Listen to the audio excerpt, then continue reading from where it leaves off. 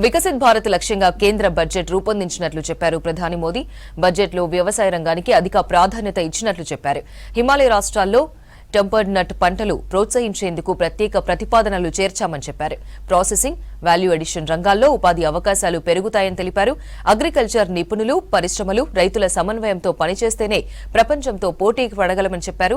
Kisan ID ద్వారా 9 కోట్ల మందికి పైగా రైతులను డిజిటల్ నెట్వర్క్ లో చేర్చామన్నారు మోదీ. आज रूरल इकोनॉमी और एग्रीकल्चर जैसे अहम सेक्टर पर चर्चा हो रही है। अब हिमालयन राज्यों में टेम्परेट नट क्रॉप्स और इन्हें बढ़ावा देने का प्रस्ताव बजट में रखा गया है। जब एक्सपोर्ट ओरिएंटेड प्रोडक्शन बढ़ेगा तो ग्रामीण क्षेत्रों में प्रोसेसिंग और वैल्यू एडिशन के जरिए रोजगार सृजन होगा।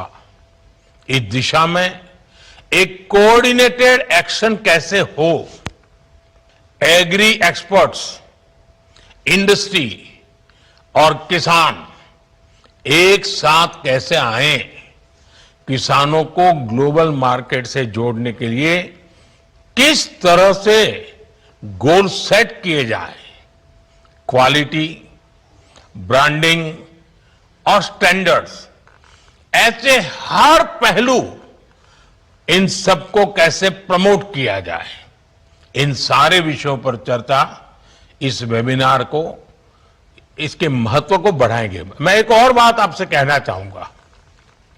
आज दुनिया हेल्थ के संबंध में ज्यादा कॉन्शियस है। होलिस्टिक हेल्थ केयर और उसमें ऑर्गेनिक डाइट, ऑर्गेनिक फूड, इस पर बहुत रुचि है।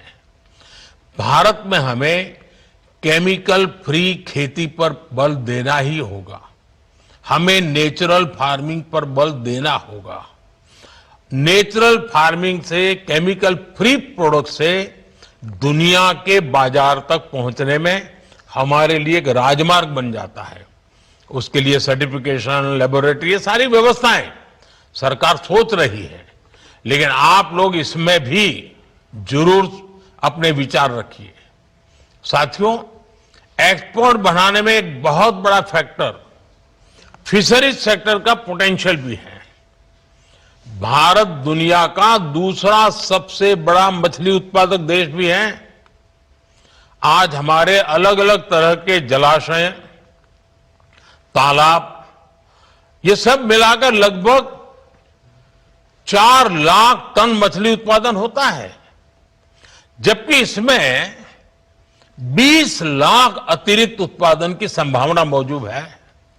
Hatchery, feed, processing, branding, export, उसके लिए आवश्यक लॉजिस्टिक, हर स्तर पर हमें नए बिजनेस मॉडल विकसित करने ही होंगे। ये रूरल प्रॉस्पेरिटी, ग्रामीण समृद्धि के लिए वहां की high value, high impact factor के रूप में परिवर्तित करने का एक अवसर है हमारे लिए। साथियों, पशुपालन सेक्टर ग्रामीण इकोनॉमी का हाई ग्रोथ पिलर है। भारत आज दुनिया का सबसे बड़ा मिल्क प्रोड्यूसर है। एग्स प्रोडक्शन में हम दूसरे स्थान पर हैं। हमें इसे और आगे ले जाने के लिए ब्रीडिंग क्वालिटी, डिजीज प्रिवेंशन और साइंटिफिक मैनेजमेंट पर फोकस करना होगा। एक और अहम विषय पशुधन के स्वास्थ्य का भी है। मैं जब वन अर्थ वन हेल्थ की बात करता हूं तो उसमें पौधा हो या पशु, सबके स्वास्थ्य की बात शामिल है। भारत अब वैक्सीन उत्पादन में आत्मनिर्भर है। फूट एंड माउथ डिजीज, उससे पशुओं को बचाने के लिए 125 करोड़ से अधिक डोज पशुओं को लगाई जा चुकी है। राष्ट्रीय गोकुल मिशन के तहत टेक्नोलॉजी का विस्तार किया जा रहा है। हमारी सरकार में अब पशुपालन क्षेत्र के किसानों को किसान क्रेडिट कार्ड का भी लाभ मिल रहा है।